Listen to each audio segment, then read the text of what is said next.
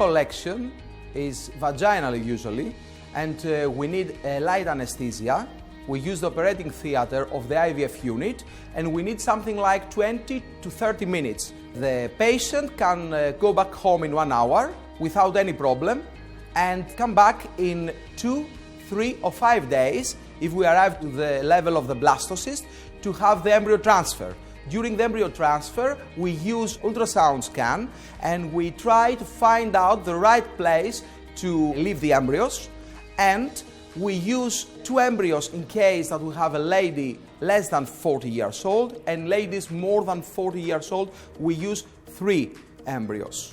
We can have a single embryo transfer if the patient asking for this kind of treatment. We try to reduce the possibilities of triplets, obviously, and twins, because we know that there are huge problems in the neonatal units. On the other hand, this procedure is very easy. We don't use anesthesia, and the patient 1 hour later can go back home without have any kind of problem. We give details for 12 days until to arrive to the day of the pregnancy test. Usually we asking for a beta HCG, so a blood pregnancy test, 12 days later, or 14 days later from the day of the embryo transfer, we asking for the urine classic test at home.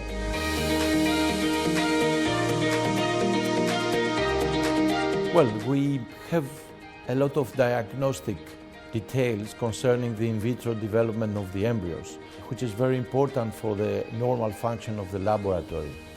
Second, we have an all over the world tendency about the single embryo transfer in order to avoid the multiple pregnancies. And third, there is a further confirmation of the quality control, which is the alphabet of the function of the clinical embryology laboratory.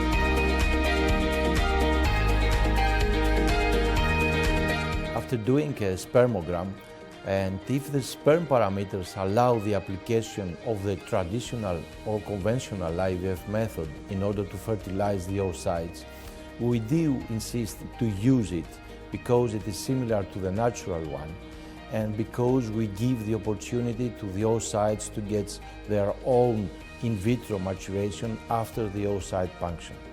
If the sperm parameters are not in physiological ranges, we have to apply the revolutionary method of the ICSI, the intracytoplasmic sperm injection. We give the husbands of the couple the opportunity to become biological fathers of their child. In addition, we get a lot of and very important information concerning the fertilization capacity of the partner's sperm.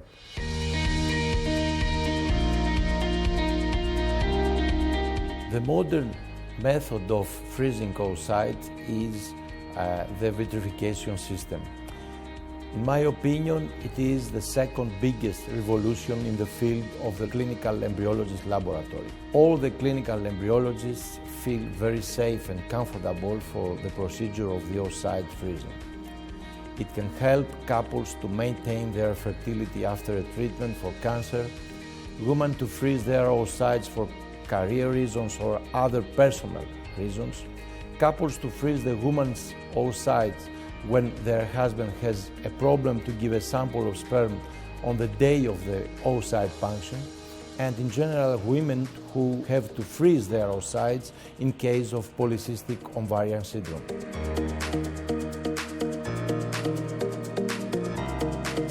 The PGD method, which means the pregenetic diagnosis, concerns on the localization of a genetic mutation at the level of the embryo when one or both parents are carriers of such genes, such as the thalassemia and the cystic fibrosis.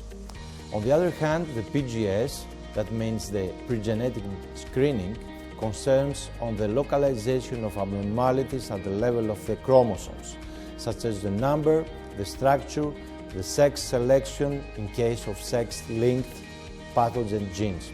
In both cases, in both methods, we apply the biopsy of the embryos on day 3 or day 5. We do prefer to make the biopsy on day 5 embryos in order to get more cells, and which is very useful for the genetic analysis of different diseases.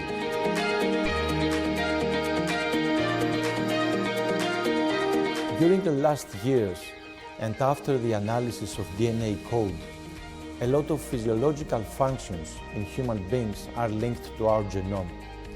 The male and the female infertility could not be an exception. Especially concerning the male infertility, there are a lot of clinical studies which have clearly proved its specific dependence from individualized genes or genetic specific areas on different chromosomes. The Y chromosome is very analytically studied concerning these genetic positions, and it is clear that genetic areas as azoospermia factors A, B, and C are linked to severe lesions of the procedure of spermatogenesis or the azoospermia.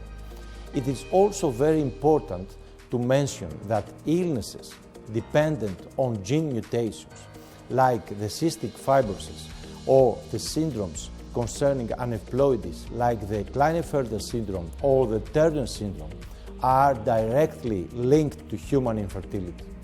In addition, genetic databases are already commercialized and are directly linked to human infertility cases.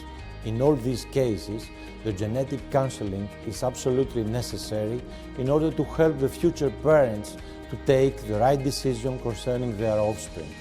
The PGD method is widely proposed and used in order to avoid the existence of such genes in the genome of the children born using assisted reproduction methods because of the huge progress of molecular genetics with the next generation technology techniques.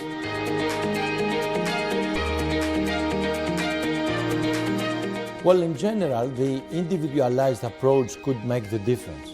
Having in mind that the IVF procedure is firstly diagnostic and secondly therapeutic method, we do have to focus on each couple in a different way because we have to inform couples about everything which is linked to their infertility problems, and it is possible to examine them in a well-organized clinical embryology laboratory, such as the fertilizing ability of the sperm, the genetically normal embryos, the increase of the rate of pregnancy following to the embryo transfer at the stage of blastocyst, and finally the advantages of the vitrification method concerning the oocyte and the embryo freezing.